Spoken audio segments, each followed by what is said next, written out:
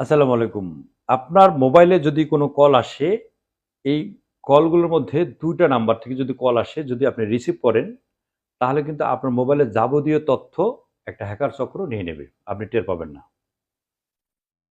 বিভিন্ন ধরনের কল আসে। অনেকের মোবাইলে বিভিন্ন ধরনের কল আসে। সারাদিনে বিভিন্ন অনেকে ব্যবসা করেন, অনেকে চাকরি করেন, অনেকে অনেক ধরনের ফোন আসেই, আসতেই পারে। কিন্তু ২ টা নাম্বার থেকে যদি ফোন আসে, এই ফোন দুটি রিসিভ করুন। যদি রিসিভ করেন, সেক্ষেত্রে আপনার মোবাইলে যে কত দিয়ে লক করছেন, ৪ সংখ্যা বা ৬ সংখ্যা দিয়ে লক করছেন, সেটার লকটা তারা জেনে যাবে।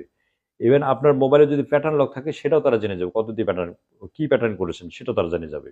পাশাপাশি আপনার মোবাইলে যদি বিকাশ অ্যাকাউন্ট করা থাকে, সেটাও তারা জেনে যাবে। আপনার মোবাইলে যদি নগদ অ্যাকাউন্ট করা থাকে, সেটাও জেনে যাবে। আপনার মোবাইলে যদি উপায়ের অ্যাকাউন্ট থাকে, সেটাও তারা নিয়ে নেবে। অর্থাৎ আপনার মোবাইলে যদি ব্যাংকিং কোনো অ্যাকাউন্ট থাকে, তারা এমনিতেই তারা নিয়ে, যদি ফোনটা রিসিভ করেন, তাতেই তারা নিয়ে যাবে। আপনার মোবাইল থেকে যে অনেক সময় বলে যে আপনার ওই একটা পিন নাম্বারটা কত, পিন নাম্বার বলেন। পিন নাম্বার আর বলা লাগবে না। শুধু ফোন রিসিভ করলেই তারা নিয়ে নেবে। ফোনটা আসার সাথে, সাথে আপনি যখন রিসিভ করবেন, আপনাকে বলবে যে আপনার অ্যাকাউন্টটা সাময়িকভাবে স্থগিত করা হয়েছে।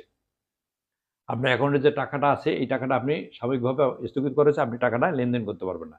এটা চালু করতে চান কিনা? এই ধরনের কথা বলব। অথবা আপনার মোবাইলে একটা ভুয়া মেসেজ দেবে যে আপনার মোবাইলে আমার ৫,০০০ টাকা গেছে, টাকাটা যদি ফেরত দেন। এই ধরনের কথা বলবে। অর্থাৎ কথা বলতে, বলতে আপনাকে এনগেজ করে ফেলবে। ৫-৭ মিনিট বা ৩ মিনিট যদি এনগেজ করে ফেলতে পারে, এই ফাঁকে তারা আপনার যে আ তথ্যগুলো আছে, তথ্যগুলো তারা নিয়ে নেবে। নিয়ে আপনার মোবাইলে যে টাকাগুলো আছে, তারা সব টাকাগুলো নিয়ে নেবে। বিশেষ করে যাদের মোবাইলে, যারা অ্যান্ড্রয়েড মোবাইল ব্যবহার করেন, যাদের মোবাইলে WhatsApp এবং Instagram অ্যাকাউন্ট আছে, তারা কিন্তু আরো বেশি বিপদে। তাদের থেকে আরো বেশি এই জিনিসগুলো নিয়ে নিচ্ছে।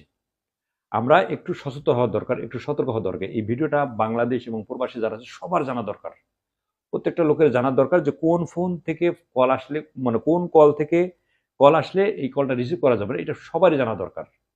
এই প্রতারক চক্রের হাত থেকে বাঁচতে গেলে আমাদের একটু সতর্ক থাকতে হবে। যে নাম্বার থেকে ফোন আসলে, কল আসলে আপনি রিসিভ করবেন না, এবং ফোনটা আপনার হাতে ছিল না। হাতে ছিল না, ফোনটা কোনো কারণে আপনি রেখে এক জায়গায় গেছেন, আইসে দেখেন একটা ওই নাম্বার থেকে কল আসছে। ওই ফোনটা আর ব্যাক করবেন না। ওই কলটা আর ব্যাক করবেন না। ব্যাক করলে কিন্তু আপনি ধরা খেয়ে যাবেন। নাম্বারটা হচ্ছে, যদি একটা নাম্বার ফোন করলে দেখবেন অনেকগুলো সংখ্যা আসে। এই সংখ্যার ১ম সংখ্যা ৩ টা দেখবেন।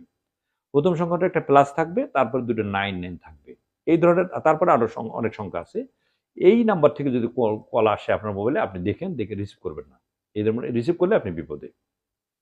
পরবর্তীকালে যদি আপনি এটা ব্যাক করেন, রিসিভ করতে পারলেন না তাৎক্ষণিক, পরবর্তীকালে ব্যাক করেন, সেক্ষেত্রে আপনি বিপদে পড়তে পারেন। আরেকটা নাম্বার হলো, সেম একই জিনিস, অনেকগুলো সংখ্যা থাকবে, তার আগে সর্বপ্রথম লাগিয়ে দেবো প্লাস, তারপর দেখবেন 92, অর্থাৎ +99 এবং +92, এই ২ টা সংখ্যা সামনে থাকবে। এই ২ টো সংখ্যা প্লাসের পরে এই সংখ্যা দুটো 99 এবং 92 যদি থাকে, এই ধরনের নাম্বার থেকে যদি ফোন আসে, কখনোই এই কলটা আপনি রিসিভ করবেন না। যদি রিসিভ করেন, সেক্ষেত্রে যে বললাম, আপনার মোবাইলের যাবতীয় তথ্য তারা নিমেষের মধ্যে নিয়ে নেবে।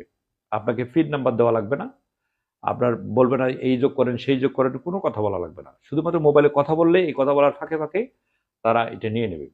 যারা দোকানদার আছেন, যারা এই যে ব্যাংকিং ব্যবসা যারা করেন, ওই নগদ, বিকাশ, উপায়, এই ধরনের যারা ব্যবসা করেন, তাদেরকে এই ধরনের, প্রথমত এই ধরনের কথা বলবে যে আপনার মোবাইলটা স্থগিত করা হয়েছে, একটা মোবাইলে একটা মেসেজ গেছে, আমি টাকাটা ব্যাক করে দেন।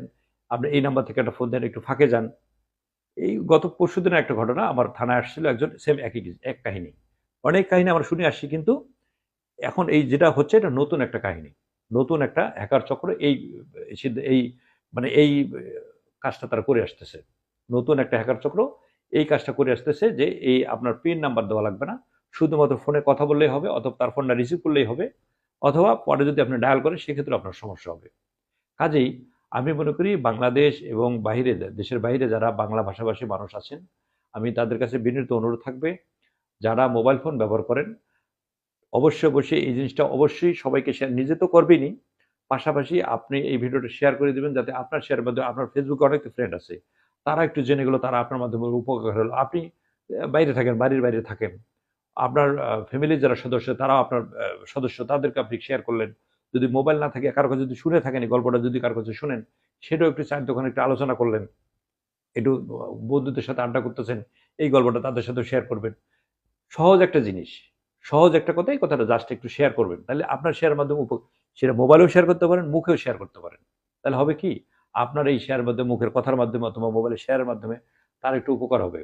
আপনার একটু, এটা ভালো একটা দিক, মানুষের উপকার করা একটা ভালো দিক। আপনার শেয়ার, আপনার মুখে শেয়ার অথবা মোবাইলে শেয়ার, বলবেন যে এইরকম কারো মোবাইলে যদি কল আসে, কলের আগের সংখ্যা যদি +99 থাকে এবং কলের আগেই প্রথম যে সংখ্যাটা তার মধ্যে যদি +92 থাকে, এই ফোন কল দুইটা আপনি রিসিভ করবেন না। যদি রিসিভ করেন তাহলে বিপদে পড়বেন না। হ্যাঁ, আপনি তাৎক্ষণিক রিসিভ করতে পারেন নাই, পরবর্তীতে ব্যাক করবেন না, এটাও করবেন না। এই নাম্বার দেখলে আপনি দূরে সরে যাবেন, কোনো কথা বলার প্রয়োজন নেই। আর বিশেষ করে যারা বিকাশ, নগদ, উপায় এই ধরনের যাদের অ্যাকাউন্ট আছে, যে যে ধরনের কথা বলুক না কেন, আপনার কোনো দিনও শুধু একটা জিনিস মনে রাখবেন, বিকাশ, নগদ, উপায় কর্তৃপক্ষ কখনো আপনাকে ফোন করে বলবে না যে আপনার এই অ্যাকাউন্ট স্থগিত করা হয়েছে, আপনার লেনদেন সাময়িকভাবে স্থগিত বন্ধ করা হয়েছে, চালু করতে চান কেন, কখনোই তারা বলবে না, কখনোই ফোন করবে না তারা।